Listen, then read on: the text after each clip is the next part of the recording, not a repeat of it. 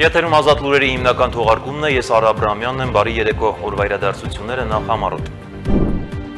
ԵԱՏՄ անդամ երկրները չեն կարող Հայաստանին դուրս հանել միությունից, հայտարարել է Հայաստանի արտգործնախարար Արարատ Միրզոյանը, իսկ Երևանի օրակարգում ըստ նրա այս պահին կառույցից դուրս գալու հարց չկա։ The Insider-ի վերջին բացահայտումներից հետո, որտեղ խոսվում էր ռուսական ազդեցության ցանցերի եւ ապատեղեկատվական գործողությունների մասին, Կրեմլը անցել է հակահարձակման։ Ռուսաստանցի տարբեր պաշտոնյաներ մեկը մյուսի հետևից հնչեցնում են մեղադրանքներ, սպառնալիքներ, տնտեսական կախվածության մասին հիշեցումներ եւ նույնիսկ աշխարհաքաղաքական խրատներ, ինչու է աղմկում Մոսկվան։ Ռոսսելխոզնադզորից հայտնում են, որ մայիսի 22-ից սկսած ժամանակավոր սահմանափակումներ կկիրառվեն Հայաստանից ծաղիկների ներմուծման վրա։ Էկոնոմիկայի նախարարը հայտարարել է, թե ժամանակավոր այս սահմանափակման մասին պաշտոնական գրություն հայկական կողմը դեռևս չի ստացել։ Կրթական բարեփոխումների շարունակություն, գյուղատնտեսության խթանման նոր մեխանիզմներ, տնտեսության արդիականացում եւ աշխատող ծնողների սոցիալական երաշխիքներ։ Կառավարության նիստում քննարկվել են մի շարք կարևոր նախագծեր, որոնք վերաբերում են հանրային կյանքի տարբեր ոլորտների։ Հակակոռուպցիոն կոմիտեի ծառայողների իրականացրած միջոցառումների արդյունքում Լոռու մարզում ընտրակաշառք ստանալու նոր դեպքեր են բացահայտվել։ Նախաձեռնվել է քրեական բարույթ, ձերբակալվել են մի շարք անձինք։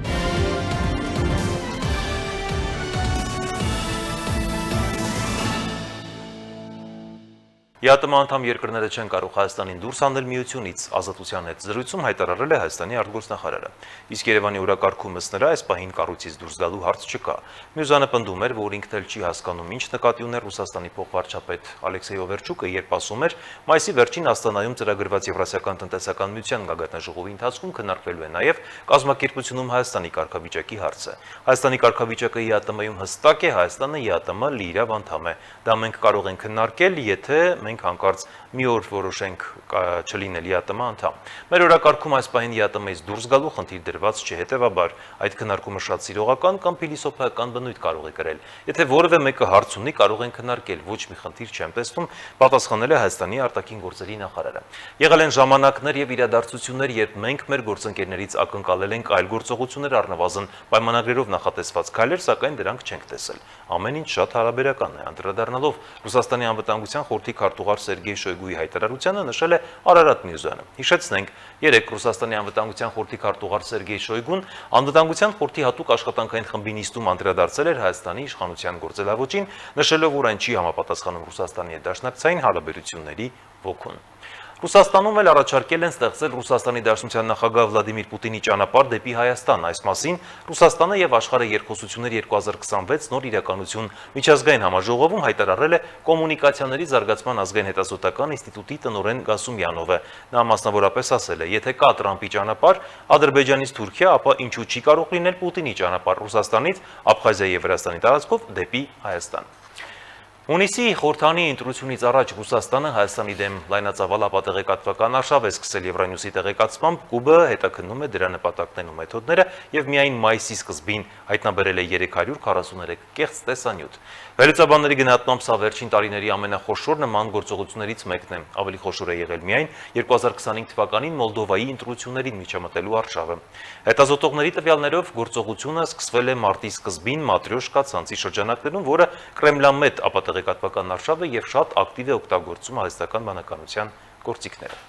The Insider-ի վերջին բացահայտումներից հետո էլ, որտեղ խոսվում է ռուսական ազդեցության ցանցերի եւ ապատեղեկատվական գործողությունների մասին, Կրեմլը անցել է հակահարձակման։ Ռուսաստանցի տարբեր պաշտոնյաներ մեկը մյուսի հետևից հնչեցնում են մեղադրանքներ, սպառնալիքներ, տնտեսական կախվածության մասին հիշեցումներ ու նույնիսկ աշխարհաքաղաքական խրատներ։ Ռուս պաշտոնյաները փորձում են համոզել, թե Հայաստանը գնում է վտանգավոր ճանապարհով, իսկ Արևմուտքը Երևանին օգտագործում Ռուսաստանի դեմ։ Բայց ամենաուշագրավը թերևս այն է, որ այդ ամենին զուգահեռ հենց ռուսական մեդիա եւ բոտային ցանցերն են ակտիվորեն ներգրաված Հայաստանի ներքաղաքական դաշտում, եւ մինչեւ Երևանը հայտարարում է, որ չի ցանկանում խզել հարաբերությունները Մոսկվայի հետ, Կրեմլում արդեն խոսում են ոչ միայն երկու հարսանիքներում ապրելու անհնարինության, այլ ինչպես հայտնեցինք, նույնիսկ Պուտինի ճանապարհ կառուցելու մասին։ Կոմունիկացիաների զարգացման ազգային հետազոտական ինստիտուտի տնօրեն Գասումյանովը հայտարարել է, թե եթե կա Տրամպի ճանապարհ Ադրբեջանից Թուրքիա, ապա ինչու չի կարող լինել Պուտինի ճանապարհ Ռուսաստանից Աբխազիայի եւ Վրաստանի տարածքով դեպի Հայաստան։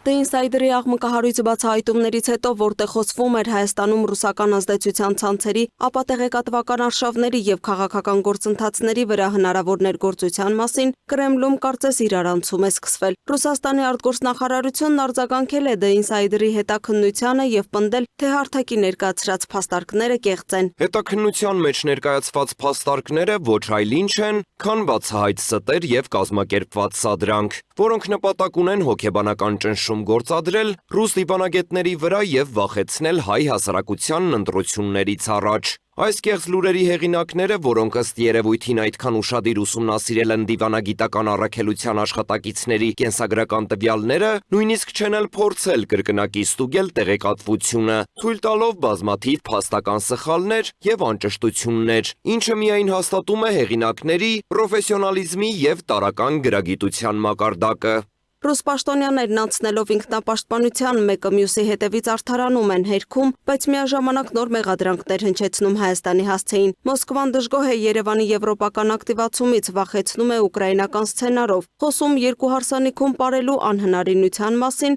եւ նույնիսկ առաջարկում Պուտինի ճանապարհ կառուցել դեպի Հայաստան։ Իսկ պաշտոնական Երևանը շարունակում է կրկնել. Ռուսաստանի հետ հարաբերությունները խզելու նպատակ չունի, այլ վարում է ինքնիշխան քաղաքականություն։ Ռուս պաշտոնյաները փորձում են համոզել Հայաստանը շեղվում է ճիշտ ճանապարհից, իսկ Արևմուտքը Երևանին օգտագործում է Մոսկվայի դեմ։ Ռուսաստանի փոխարտգործնախարար Միխայիլ Գալուզինը եւս շտապել է հերքել այն հրապարակումները, որոնցում խոսվում էր ռուս դիվանագետների Հայաստանի ներքին գործընթացներին միջամտելու մասին։ Նա հայտարարել է, թե իբրև Հայաստանում լրտեսական մոլուցք է տարածվում Ռուսաստանի դեմ, եւ սա այն դեպքում, երբ վերջին օրերին հրապարակվող հետաքննությունները հենց ռուսական մեդիաբոտային ցանցերի մասին են։ Դա բացարձակ սուտ է, բացարձակ ֆեյք։ Ռուսաստանը չի միջամտում Հայաստանի ներքին քաղաքականությանը ի տարբերություն ԵՄ-ի։ Եվրամիության նպատակը Հայաստանին Ռուսաստանի դեմ օգտագործելն է։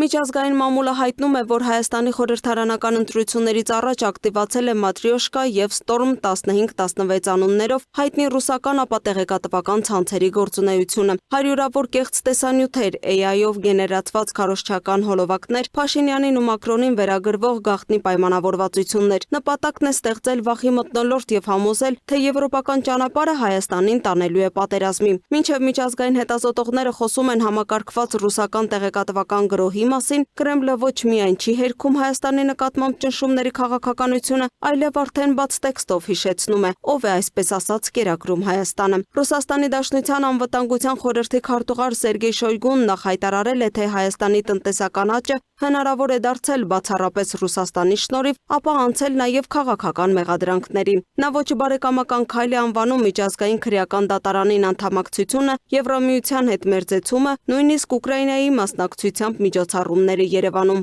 Զելենսկին Երևանից սպառնաց հարվածներ հասցնել հաղթանակի շքերթի ժամանակ։ Դա նշանակում է պղծել նացիզմի դեմ պայքարած հայերի հիշատակը։ Հայաստանը չի կարող միաժամանակ լինել ԵԱՏՄ-ում եւ ձգտել Եվրամիություն։ Հայաստանին չի հաջողվի միաժամանակ ապրել երկու հարսանիքում։ Ու այս ամբողջ տեղեկատվական ու քաղաքական ճնշման ֆոնին Նիկոլ Փաշինյանը շարունակում է պարբերաբար հայտարարել. Հայաստանը Ռուսաստանի հետ հարաբերությունները փչացնելու կամ խզելու նպատակ չունի։ Վարչապետը բազմիցս ասել է, ի հեճուկս Մոսկվայի անտեղի ջղաձգումների Երևանը չի գնում հակառուսական ճանապարհով, չի պատրաստվում դուրս գալ ԵԱՏՄ-ից եւ շահագրգռված է նորմալ գործընկերային հարաբերություններով։ Փաստն այն է, որ մենք ընդունել ենք եվրոպական օրենք Եվ փաստն այն է, որ այդ երկու փաստը համատեղ իրար հետ գոյություն ունեն։ Այդ նշանակում է, որ այդ երկու փաստերը իրար հետ համատեղ գոյություն կարող են ունենալ եւ երեք էլ գոյություն ունեն այդ փաստերը իրար հետ, այսօր էլ գոյություն ունեն։ Եվ փաստը խոսում է իր մասին։ Եվ մենք ամենայն հարգանքով եւ գնահատանքով ռուս գործընկերների հետ առանձնյարդի բոլոր հարցերը կքննարկենք, կպարզաբանենք։ Էլի եմ ասում, մենք որևէ այլ երկրի առավել եւս Ռուսաստանի Դաշնության շահերին վնասելու խնդիր ոչ ունեցել ենք, ոչ ունենք, ոչ էլ կունենանք։ Եվ մենք առավել եւս չունենք մեր երկրի շահերին վնասելու խնդիր եւ բնականաբար չենք կարող մեր մտքով նույնիսկ անցկացնել նման բան։ Փաշինյանի թիմը պնդում է, Հայաստանը պարզապես փորձում է դիվերսիֆիկացնել արտաքին քաղաքականությունը եւ ապահովել սեփական անվտանգությունը, հատկապես այն բանից հետո, երբ հենց ռուսական դաշնակցային համակարգը չաշխատեց Հայաստանի համար ամենածանր պահերին։ Ազգային ժողովի նախագահ Ալեն Սիմոնյանն էլ անդրադառնալով ռուսական կողմի հայտարարություններին ավելի վաղ նշել էր, որ Հայաստանի ինքնիշխան որոշումները չպետք է ընկալվեն որպես հակառուսական քայլ։ Ես կարծում եմ Հայաստանի նկատմամբ ՕԴԿԲ-ում գործընկերոջ նկատմամբ Հայաստանի պետականության նկատմամբ անհարգալից վերաբերմունքն ավատացնում հարաբերությունները Ադրբեջանի հետ 44-օրյա պատերազմ նախապատրաստելն ավատացնում հարաբերությունները տրամաբանությունը, որ Հայաստանի Հանրապետությունը իր շահերը պետքա միշտ հետապնդի միացած հետ նայելով տենա հանգարցակի Ռուսաստանը չի նեղսրտում, որքանով է ճիշտ։ Ես համարում եմ դա ճիշտ չի, որովհետև Ռուսաստանը, երբ որ իր շահերն առաջ տանում, ինքը չի նայում Հայաստանի Հանրապետության շահերին, ինքը կանգնում է այդ շահերի վրա, թե չի կանգնում այդ շահերի վրա, եւ Հայաստանի Հանրապետությունը Ռուսաստանի դեմ որևիցե քայլ չի անում։ Հայաստանի Հանրապետությունը իր անվտանգությունը, իր քաղաքական ուղղությունն է ապահովում։ Մինչև պաշտոնական Երևանը փորձում է հավասարակշռված հայտարարություններ անել, ռուսական պետական մեքենան բացահայտ ու քողարկված մեթոդներով շարունակում է աշխատել Հայաստանի իշխանությունների դիրքերը թուլացնելու ուղղությամբ։ Մոսկվայից հնչող հայտարարություններն էլ եւս մեկ անգամ փաստում են։ Կրեմլը պարզապես չի համակերպվում այն մտքի հետ, որ Հայաստանը փորձում է դուրս գալ ռուսական ազդեցության գոտուց։ Եվ հենց այստեղից էլ սկսվում են սպառնալիքները, մեղադրանքները, պատմական հիշողության շահարկումներն ու տնտեսական կախվածության մասին հիշեցումները։ Լուսինե Գրիգորյան, Free News, Ազատ լուրեր։ Մամուլում լուրեր են շրջանառվում, թե Գազպրոմը գազի գնի վերաբերյալ դիմել է Հայաստանի կառավարությանը։ Այսօր վերին արտաշատում քաղաքացիական պայմանագրի նախընտրական հանդիպման ժամանակ տարածքային կառավարման եւ ենթակառուցվածքների նախարար Դավիթ Խուդատյանը, որպես իրավասու գերատեսչության ղեկավար, պնդել է, որ գազի թանկացման հետ կապված իրենք որևէ տեղեկություն չունեն։ Խուդատյանի հավաստմամբ Գազպրոմը գազի գինը վերանայելու հարց առհասարակ չի բարձրացրել։ Ռոսսելխոզնադզորից հայտնել են, որ մայիսի 22-ից 20 ժամանակավոր սահմանափակումներ կկիրառվեն Հայաստանից ծաղիկների ներմուծման վրա։ Գերատեսչության տվյալներով հայաստանյան ծագում ունեցող եւ այստեղից առաքվող ծաղկային արտադրանքի ներմուծման սահմանափակումները կգործեն մինչեւ ջերմոցների ստուգման ավարտը եւ արդյունքների վերլուծությունը։ Էկոնոմիկայի նախարար Գևորգ Պապոյանը կառավարության նիստից հետո լրագրողների հետ զրույցում սակայն ասել է, թե Հայաստանից Ռուսաստան ծաղիկների ներմուծման ժամանակավոր սահմանափակման մասին պաշտոնական գրություն հայկական կողմը դեռևս չի ստացել։ Նրա խոսքով այս պահին ռուսական կողմի մասնագետները Հայաստանում ուսումնասիրություններ են իրականացնում այն ընկերություններում, որոնց մուտքը ռուսական շուկա սահմանափակվել է։ Նախարարի խոսքով դրական եզրակացության դեպքում այդ տնտեսվարողների համար արտահանման հնարավորությունը կարող է վերականգնվել։ Պապոյանը վստահեցրել է, իրավիճակը վերահսկելի է, իսկ ռուս գործընկերների հետ աշխատանքը շարունակվում է։ Կան հայաստանյան որոշ ուժեր, որոնք փորձում են որոշակիորեն այնպեսի իրավիճակ ստեղծել, որ հայ արտադրողները, հայ ֆերմերները Ռուսաստանի Դաշնությունում խնդիրների առաջ կանգնեն, մենք այդպիսի տեղեկատվություններ պարբերաբար ստանում ենք, բայց նաև զուգահեռ կարողանում ենք այդ խնդիրները լուծել, օրինակ տեսեք նույն Վալբերեսի կամ Օզոնի դեպքը ես ասեմ, ինքը մեծ հաշվով արդեն լուծված է, այսինքն մենք ունենք հարյուրավոր ընկերություններ, որոնք արդեն իսկ բացվել է այդ հնարավորությունը իրենց համար եւ հարյուրավոր ընկերություններ կա, որոնք մեր աջակցությամբ այդ փաստաթղթերն են հիմա ստանում եւ կբացվի, այսինքն մեխանիզմը դրված, ասում են փաստաթղթը բեր ու ավտոմատ ինքը բացվում է։ Ուզում եմ ասել, որ չեմ բացառում նաև այդպիսի ինչ-որ դրվագներ, որտեղ ներքաղաքական Հայաստանում ներքաղաքական որոշ ուժեր ուրեմն կփորձեն այնպես անել, որպեսզի հայ գյուղացին, հայ արտադրողը դժվարություններ ունենա դրսում, բայց դա կառավարելի է, լուծում ենք եւ ուզում եմ նաեւ ուրախությամբ նշել, որ դիվերսիֆիկացիայի մասով բավականին լուրջ հաջողություններ ունենք, օրինակ այս 2026 թվականի հունվար-ապրիլ ամիսների ընթացքում Հայաստանից արտահանումը դեպի Չինաստան կրկնապատկվել է եւ կրկնապատկվել է նաեւ Հայաստանից Եվրոպական միության արտահանումը 25 թվականի համար, այսինքն չինական շուկա եւ եվրոպական միության շուկա մենք 2 անգամ ավելի շատ ապրանք ենք արտահանել, քան անցած տարի, սա մեր քաղաքականությունների ուրեմն շարունակականության արդյունքն է եւ կարծում եմ, որ այս տենդենսը պետք է շարունակենք, այս աշխատանքը պետք է շարունակենք, որպեսզի առաջիկա 2-3 տարիների հետո Հայաստանը որևէ շուկայից որևէ կախվածություն չունենա եւ որևէ շուկայում խնդիր է ըստ էության մեր տնտեսության վրա էական ազդեցություն չունենա։ Խորհրդանական հերթական ընտրությանը մասնակցության հայտ ներկայացրած քաղաքական ուժերը, այդ թվում բոլորին դեմ եմ ժողովրդավարական կուսակցությունը շարունակում են նախընտրական քարոզարշավը։ Նոր ստեղծված եւ ինքնալուծարվող այս կուսակցությունը, որն աչքի է ընկնում ոչ ավանդական մոտեցումներով, կառավարության շենքի դիմաց անցկացրել է մուկ տշելու խորհրդանշական ակցիա զուգահեռ ներկայացնելով իր 100-օրյա կառավարության եւ մանդատներից հրաժարվելու մեխանիզմի մանրամասները։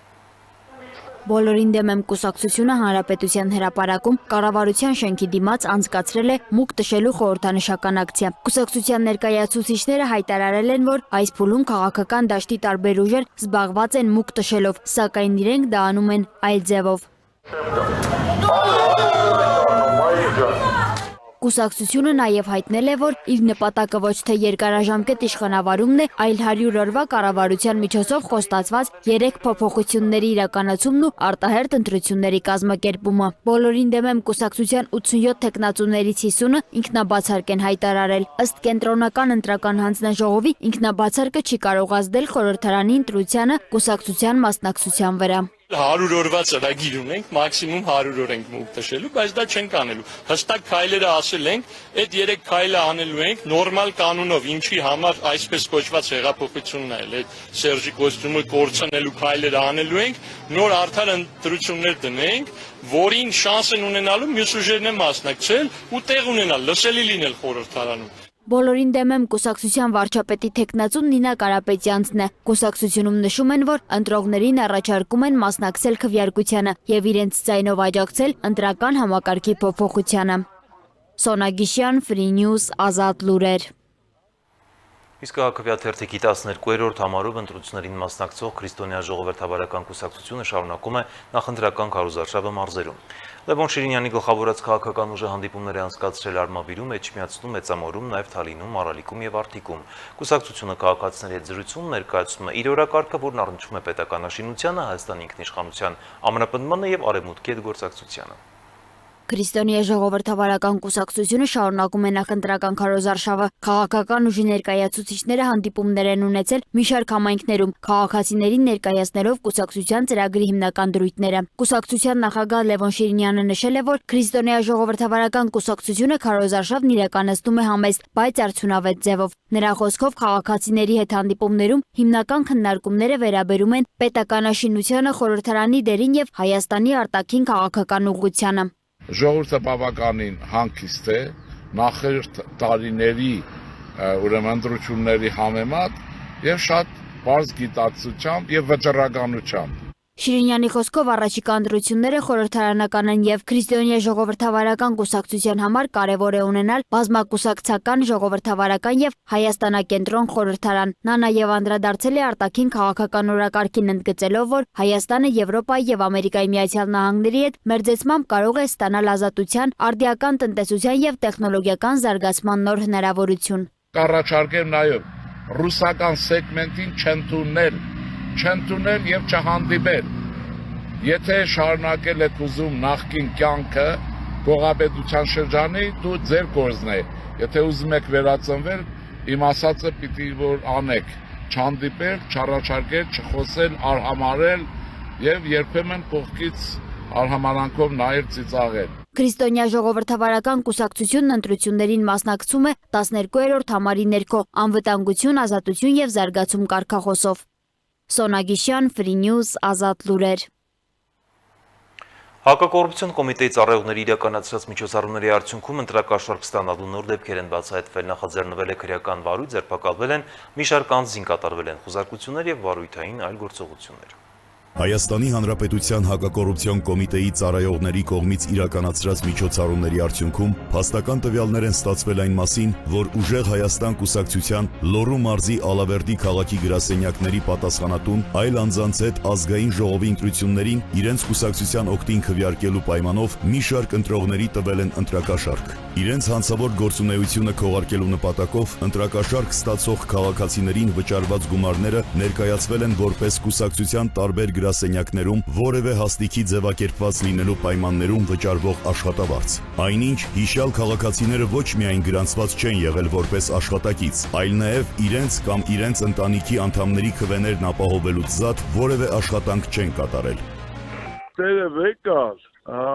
բան տանես, դրան 200-ով կգրես, էլ ինդ 2 հոգի տեն աշխատի, դու դրան 200 կգրես, էլ հանելի ջան կարգավորում։ Հա, ու ինչքանով ուղարկեմ։ 150-ով։ Այս Ամալիան եկե Գայան են է շնողի, իրանք որպես բան են, ակտիվիստ են, թե պատասխանատու։ Ակտիվիստ։ Ակտիվիստ, որպես ակտիվիստ են։ 100-անոց։ Հա, բայց Ամալիան 150 ասիկ չէ։ Բայց երկուսին է 100 են գրել։ Չէ, այն է քրերը 100 է գրել, ես նոր որ օջունին է եկավ, նա 150 է ասել, նա ինչա։ Նա ակտիվիստ է, թե պատասխանատու։ Ակտիվիստ։ Դու այդ Միշային բան ես ասել։ Ասել եմ, ինչ եկել ավստի։ Ես իմ սոր եկել էր լացել էր կշտից տղիս գործ ընդունել տանք զավոդում բան, ման չգիտեի ինչ ասեմ, ասի որ տարբեր։ Հա, եթե ձև ունես արա։ Հա։ Կային է խնդրենք մի բավոր մանվորի թող ընդունել։ Հա, չէ եկել են, կային են էլ աստ իշխատում էր կշտին։ Ինքն էլ առաջ օրնև է եկել աստի ասել այ։ Հա դա ես իմ ասիլ ամին հարցնեմ քեզ գիտեմ։ Հա, դու որ հետո անել ուլես մի հատ էլ իր անել կասես էլի որ դիտենք մեր կողքին ես բան։ Այդ ասիլ տեմ որ դու ես կոմագարել։ Բան կանես 150-ով կղարգես։ Հա, եղավ ես։ Ակտիվիստ չէ։ Ինչա։ Ակտիվիստ թե պատասխանատու։ Հա ինչ կապ ունի։ Դե կապ չունի, պրոստը ասма գրեք ակտիվիստ։ Պատասխանատու։ Դեպքի արդիվ հակակոռուպցիոն կոմիտեում նախաձեռնվել է քրեական վարույթ, ձերբակալվել են մի շարք անձինք, կատարվել են խուզարկություններ եւ վարութային այլ գործողություններ։ Ուժեղ Հայաստան կուսակցության անդամներից մեկի տարածած տեսանյութում դեռևս անհայտ անձը ստահու տեղեկություններ է հայտնում, թե իբր վերջերս Ջերմուկի հատվածում Հայաստանի Հանրապետության զինված ուժերի բանակային դիրքի հանձնվել։ Այդ մասին հայտնում են ՊՆ-ից նշելով, որ դա ապատեղեկություն է։ Իրավապահ մարմիններին հորդորում ենք ուսումնասիրել նշված տեսանյութը եւ դրանում տեղգտած տեղեկությունները իրավական գնահատական տալու նպատակով նշված է գերատեսչության հաղորդագրության մեջ։ Պաշտպանության նախարար Սուրեն Պապիկյանը Facebook-յան իր էջում տեսանյութ է հրապարակել, որում բոլորին մայիսի 28-ին ժամը 10-ին հրավիրում է Հանրապետության հրապարակ զորահանդեսի, իսկ Պաշտպանության գերատեսչության մամուլի քարտուղար Արամ Թորոսյանը իլրում են մայիսի 28-ին անցկացվելիք զորահանդեսի կազմակերպչական աշխատանքների վերաբերյալ հրապարակված հաղորդագրության տեղեկացրել է, որ վաղ ժամը 10-ին հաղթանակ զբոսայգում Թնդանոցից կարձակվի մեկ կրակոց, Լուսակերտում ժամը 14-ի սահմաններում մեկ կրակոց, Նոր Նորքի 6-րդ զանգվածում Վազգեն Սարգսյանի անվան ռազմական ակադեմիայում եւ Հրազդան մարզադաշտում մայիսի 22-ին ժամը 10-ին 2 կրակոց։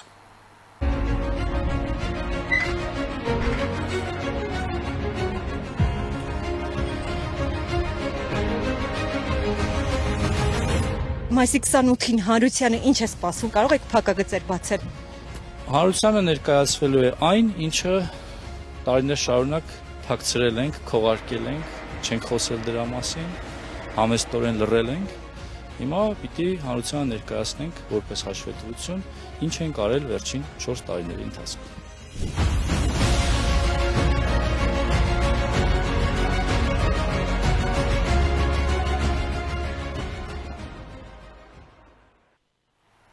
Կրթական բարեփոխումների շարունակություն, գյուղատնտեսության խթանման նոր մեխանիզմներ, տնտեսության արդիականացում եւ աշխատող ծնողների սոցիալական երաշխիքներ։ Կառավարության այսօրվա նիստում քննարկվել են մի շարք կարևոր նախագծեր, որոնք վերաբերում են հանրային կյանքի տարբեր ոլորտներին։ Ներկայացված փոփոխությունները միտված են կրթական համակարգի ճկունության բարձրացմանը, տնտեսության մրցունակության խթանմանը եւ քաղաքացիների սոցիալական պաշտպանության ուժեղացմանը։ Կառավարության որոշմամբ նոր նախագծով դպրոցներին կտրվի ավելի մեծ ազատություն ուսումնական պլանների կազմման հարցում։ 7-րդ դասարանից սկսած յուրաքանչյուր կիսամյակում իրականացվելու է առնվազն 2 նախագիծ, որոնցից մեկը պարտադիր կլինի բնագիտական ուղղությամբ։ Փոփոխություններ են նախատեսվում նաև նախնական զինվորական պատրաստվածություն առարկայի բովանդակության մեջ։ Այն կվերափոխվի անվտանգ կենսագործունեություն առարկայի, որը կդասավանդվի արդեն 5-րդ դասարանից, ներառելով արտակարգ իրավիճակներում վարքականոններ, տեղեկատվական ու քաղաքացիական անվտանգություն։ Մեր դպրոցը ավանդաբար հիմնված է եղել անգիրի վրա,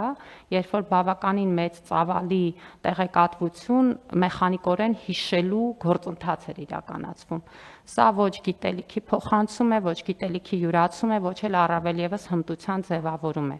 Եվ մենք հիմա շեշտը դնելով գիտելիքը փոխանցելով հմտությունների ձևավորման վրա, պնդում ենք, որ կարևոր է առանձնացնել հիմնական թեմաները, դրանց շրջանակում ձևավորել գիտելիքն ու հմտությունները եւ ստեղծել հնարավորություն, որպեսզի մարդը ամբողջ կյանքի ընթացքում սովորի։ Ավագ դպրոցներում նախատեսվում է 12-րդ դասարանի 2-րդ կիսամյակում նվազեցնել քննությունները հանձնած աշակերտների ծանրաբեռնվածությունը, հնարավորություն տալով ներգրավել նախագծային, հետազոտական եւ կամավորական աշխատանքներում։ Ըստ նախագծի սահմանվելու են շաբաթական նվազագույն եւ առավելագույն ժամանակներ, նաեւ դասամիջոցների հստակ տևողություն։ Տրադիցիոն կոնտենտը կրթական եւ այսօրվա արհեստական բանականության ֆունկցիան տենց շատ ոնց ասեմ կողա ինֆլացնի այսօրվա տրադիցիոն կոնտենտը մի քանի շաբաթվա ընթացքում։ Ես տենց մի քիչ կողա ծայրահեղացնում եմ, բայց ընդհանուր տենդենսը հաստատ տենց է։ Առնվազն օտարերկրյա բուհերում այդ խնդիրը արդեն բավականին սուր է։ Գյուղատնտեսության ոլորտում առաջարկվում է փոփոխություններ կատարել տավարաբուծության զարգացման պետական ծրագրում։ Նախատեսվում է բարձրացնել տոհմային խոշոր եղջերավոր կենդանիների ձեռքբերման պետական աջակցության չափը։ Մասնավորապես մեկ գլխի հաշվարկային առավելագույն արժեքը կսահմանվի 1.100.000 դրամ, իսկ փոխհատուցումը կհասնի մինչև 50%-ի։ Միաժամանակ վարկերի տոկոսադրույքները լիովին կսուբսիդավորվեն, որպեսզի շահառուները վարկեր ստանան զրոյական տոկոսադրույքով։ Եթե մինչ այս մենք փոխհատուցում ենք տրամադրում առավելագույնը 300 տոհմային կենդանու համար, հիմա այդ թիվը առաջարկում ենք հասնել 1000-ի։ Այսինքն խոշոր տնտեսությունները, որոնք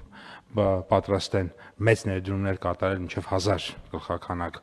ներմուծել Հայաստան կամ Հայաստանում արդեն իսկ արտադրվողներից գնել, արդեն 1000 գլխականակի դեպքում փոխհատուցում ենք։ Երկրորդ փոփոխությունը նա է, որ մեկ ձեռք բերվող տոհմային կենդանու հաշվարկային առավելագույն արժեքը նախորդ ծրագրում 1 միլիոն դրամ էր, հիմա առաջարկում ենք 1.1 միլիոն դրամ։ Մեկ այլ նախագծով նախատեսվում է տնտեսվարողներին հնարավորություն տալ սուբսիդավորվող վարկերը տեղափոխել մեկ բանկից մյուսը, պահպանելով պետական աջակցությունը։ Բացի այդ, մարզերում հյուրանոցային տնտեսության զարգացման համար կգործեն ավելի բարենպաստ պայմաններ, իսկ ծրագրում կներառվեն նաև թափոնների մշակման եւ շրջանաձև տնտեսությանն ուղղված գործունեությունները։ Եթե որևէ կազմակերպություն որևէ բանկից վերցրել է վարկ, ասենք կամ լիզինգ, պայմանական 12%-ով, որից օրինակ 8%-ային կետը մենք ենք փոխանցում, եթե որևէ այլ ֆինանսական կազմակերպություն իրենք առաջարկի օրինակ 10%-ով, ինքը էլի մենք մեր 8-ը կփոխհատուցենք, ինքը կտեղափոխի 12-նոց վարկը 10 եւ կվաճառի արդեն 2%, եթե նախորդ դեպքում 4 էր անել։ Աշխատանքային օրենսգրքի փոփոխության նախագծով էլ առաջարկվում է սահմանել ծնողական ժամ հասկացությունը։ Այն հնարավորություն կտա մինչև 12 տարեկան կամ հաշմանդամություն ունեցող երեխաներ խնամող աշխատող ծնողներին աշխատանքային օրվա ընթացքում օգտվելու հատուկ ժամանակից առանց աշխատավարձի կորստի։ Սա կնպաստի ընտանիքի եւ աշխատանքի հավասարակշռությանը, նաեւ աշխատողների սոցիալական պաշտպանվածության բարձրացմանը։ Մինչև 2 երեխա ունեցող ծնողին ծնողական ժամը տրամադրվելու է օրական առավելագույնը 30 րոպե տևողությամբ, 3 եւ ավելի երեխա ունեցող ծնողին օրական առավելագույնը 1 ժամ տևողությամբ, իսկ մինչև 18 տարեկան հաշմանդամության խորը կամ ծանր սահմանափակումով երեխա ունեցող ծնողին օրական առավելագույնը 1 ժամ անկախ երեխաների թվից։ Կառավարությունում վստահ են ներկայացված փոփոխությունները միտված են կրթության, տնտեսության եւ սոցիալական քաղաքականության արդիականացմանը եւ երկարաժամկետ հեռանկարում կարող են էապես բարձրացնել համակարգերի արդյունավետությունը։ Լուսինե Գրիգորյան, Free News, Ազատ լուրեր։